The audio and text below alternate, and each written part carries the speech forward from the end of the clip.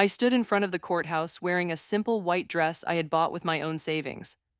It wasn't the wedding my mother had dreamed of, with crystal chandeliers, hundreds of guests, and photographs she'd proudly display to every neighbor. It was just me, Daniel, and two close friends who couldn't stop smiling through happy tears. Daniel squeezed my hand. "You still have time to change your mind." I laughed softly. "After everything we've been through, not a chance." He searched my face anyway, making sure I wasn't forcing courage I didn't have. "I know what happens after today," I whispered. "I'm not pretending it'll be easy. You'll lose them. I already have." That sentence hurt because it was true. My parents had made their decision weeks earlier. When I told them I was marrying Daniel, my father's face became colder than I had ever seen it.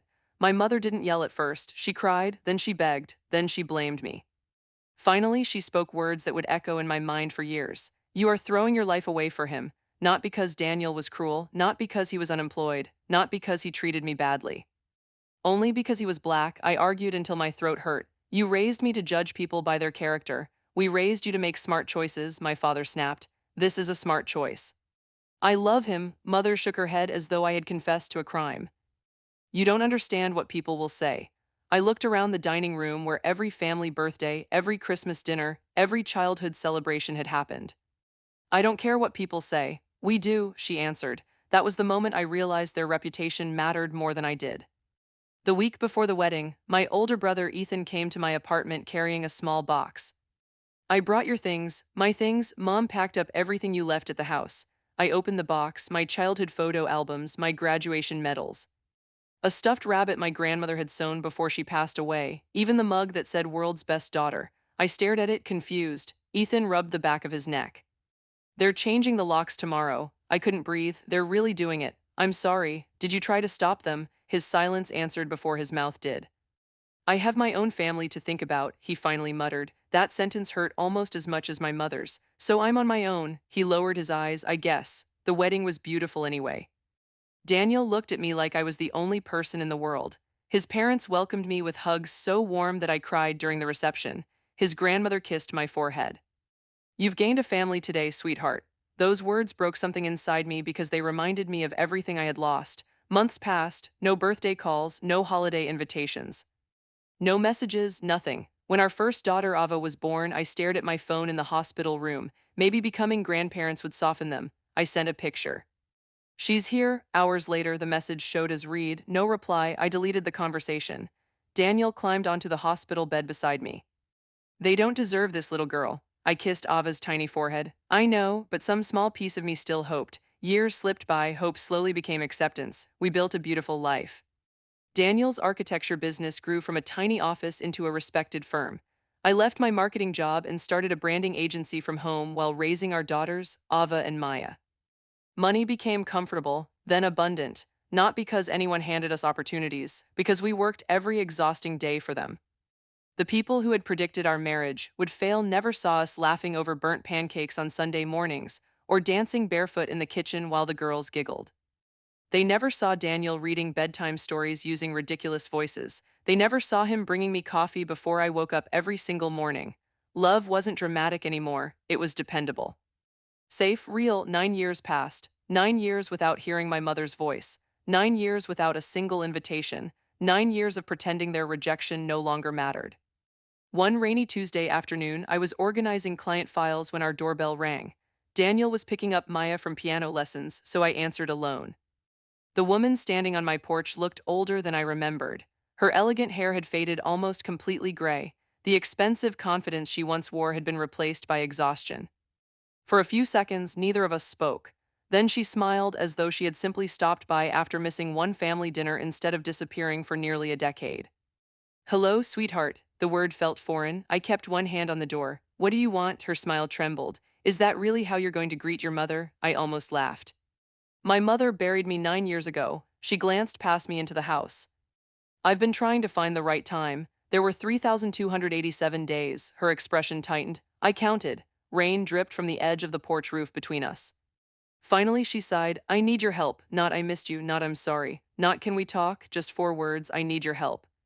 In that instant, every unanswered birthday, every silent Christmas morning, every tear I had hidden from my daughters settled into a calm certainty. She hadn't come because she had finally found her love for me. She had come because, somehow, she had discovered that the daughter she had erased from the family had built a life worth wanting to claim again. She stood on my porch, rain soaking the sleeves of her expensive coat, waiting for sympathy she had never offered me. For a long moment, neither of us moved. Finally, I stepped outside and quietly pulled the front door closed behind me. What kind of help? She hesitated, her practiced confidence cracking just enough for me to notice. It's complicated. I have time. She looked down at the stone walkway. Your father had a stroke last year. The words landed heavily, but not the way she probably expected. I was shocked. I wasn't heartless.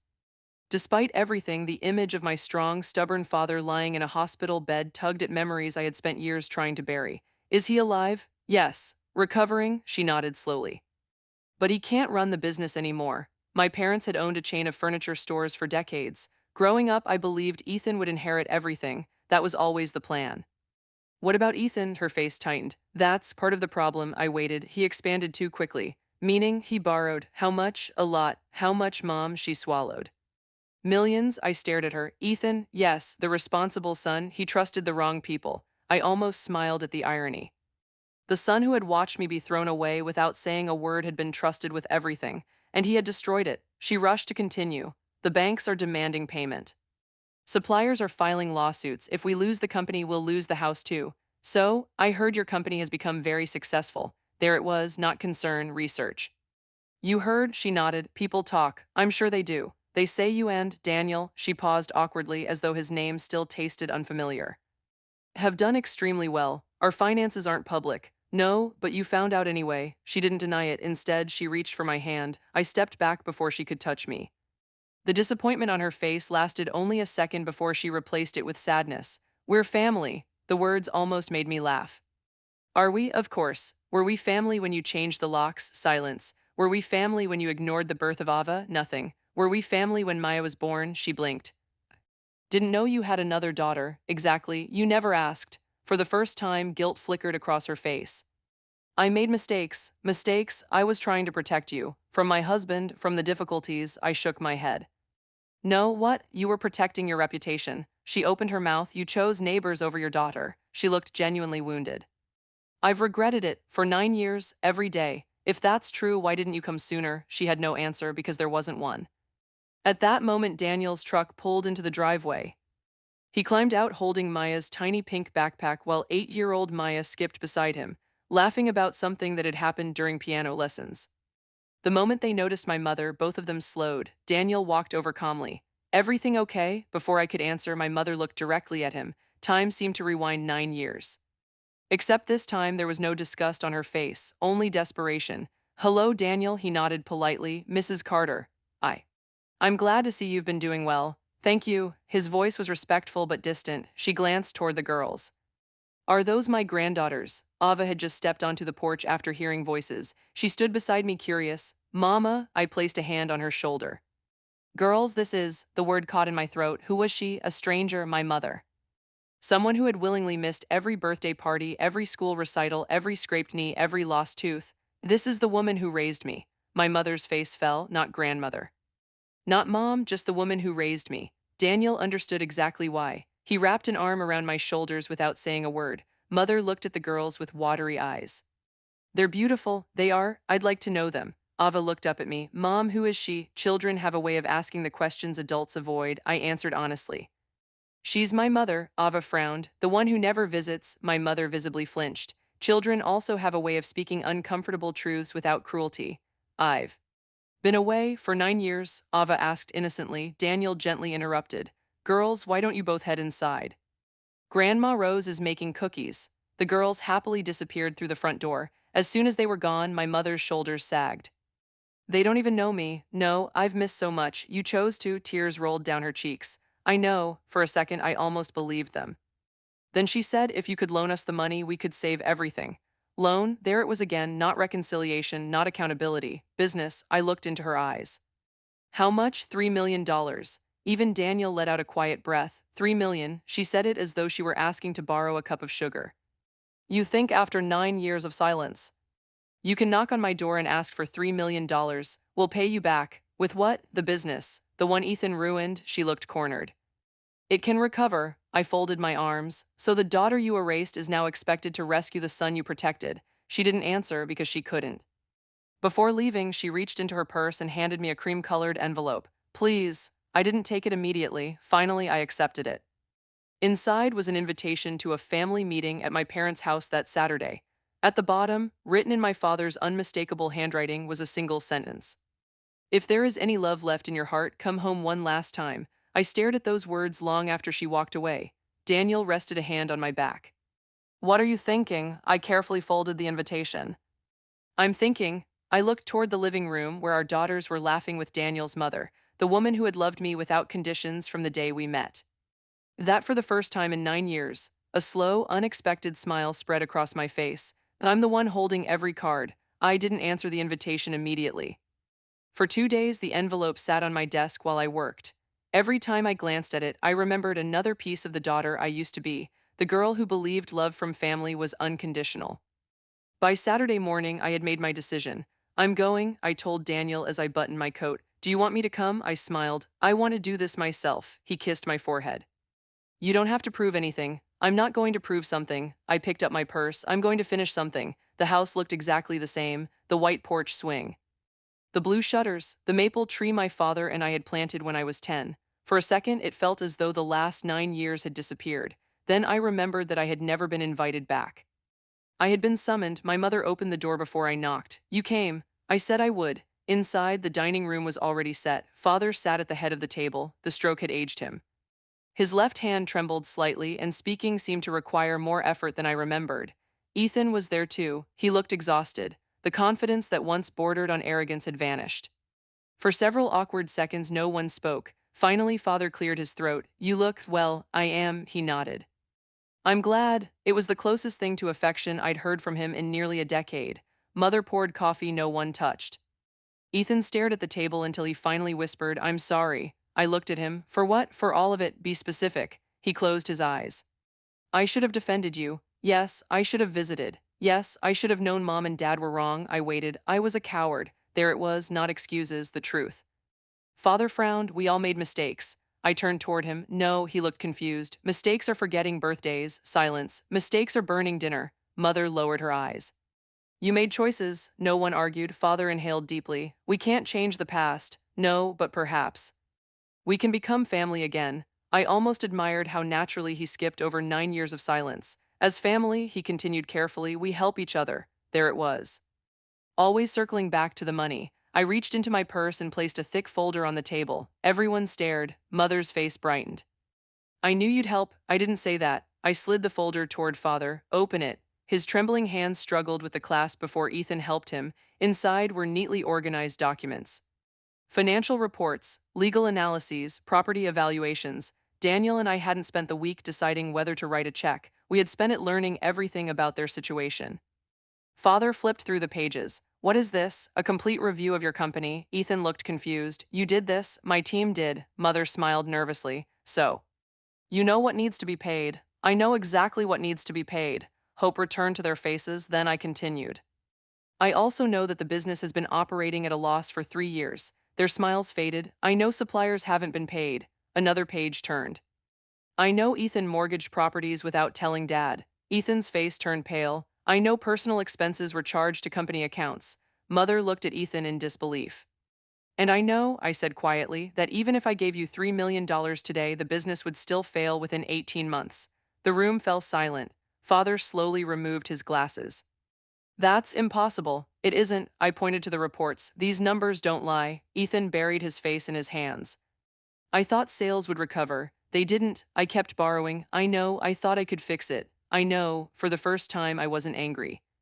I simply saw a man crushed beneath years of pride. Mother's voice trembled. Then what do we do? I folded my hands. You sell. Father looked horrified. Our family built this company, and now it will bury what's left of your family if you keep pretending it can survive. No, yes. He slammed his hand onto the table. I won't. I met his eyes. Then I won't help. Silence returned, a long one. Finally, Ethan spoke. She's right. Father stared at him. I ruined it. I ruined it. His voice cracked. I kept trying to prove I deserved everything. Tears streamed down his face. I was so busy protecting my pride that I destroyed the company Grandpa built. No one interrupted him. He looked at me. And while I was busy being the perfect son, you were building a real life. For the first time in years, I believed him, not because he wanted money. Because the truth had finally become too heavy to carry, I stood. I didn't come here to watch you lose everything. Mother looked hopeful again. I came with an offer. All three of them looked at me. I won't buy the business. Their expressions fell. I won't pay your debts. Mother's shoulders slumped, but I paused. I've already arranged meetings with three buyers interested in purchasing the company, the buildings, and the remaining assets. Father blinked. What? The sale would cover your major debts. Ethan looked through the folder again. These are real offers. Yes, you did this. I did. Mother whispered. Why? I smiled sadly. Because unlike you, I don't believe family should be destroyed when someone makes terrible choices. Tears rolled freely down her face. We don't deserve you. No, it wasn't cruel. It was simply true, but my daughters deserve to know that kindness doesn't require surrendering your dignity. No one spoke. I walked toward the door. Mother hurried after me. Please, I turned. I'm sorry, I know, no, I mean truly sorry. I know, can you ever forgive me? I thought about the question for a long moment. I forgave you years ago. Her eyes widened. What I couldn't do was trust you. She covered her mouth as she cried. Trust isn't rebuilt with apologies. How is it rebuilt? With time, months passed, the company was sold. The debts were paid, my parents moved into a smaller home, not luxurious, not humiliating, simply honest.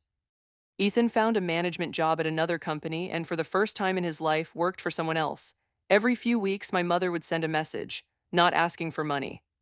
Not asking for favors, just asking how the girls were doing. Sometimes I answered. Sometimes I didn't, she never complained. One Sunday afternoon, nearly a year later, Ava ran into the backyard where Daniel and I were planting flowers. Mom, what is it? Grandma wants to know if she can come to my school play. I looked across the yard. My mother stood nervously by the gate, holding a bouquet much too large for a school auditorium. She didn't walk in, she waited. The old version of her would have assumed she belonged. This woman asked, I walked over. You came early. I didn't want to be late again. There was so much hidden inside those 7 words that neither of us needed to explain. I opened the gate. You can come, she smiled through tears. Thank you. As we walked toward the house together, she slowed.